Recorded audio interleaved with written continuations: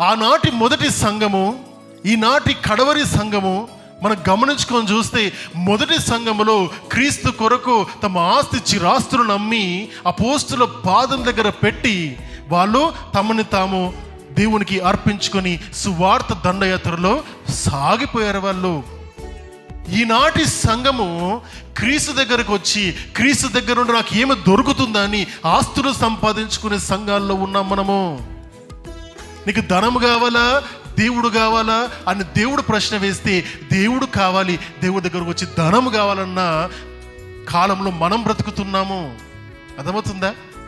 ఏది గొప్పది, ఏది ఉన్నతమైనది అని ఆలోచిస్తే ప్రభు వారి దగ్గర నేర్చుకోవడము, ప్రభువుని నేర్చుకోవడము ఆమె ధన్యత అని మరియ అనుకుంది. కాబట్టి అంత త్యాగము చేయగలిగింది.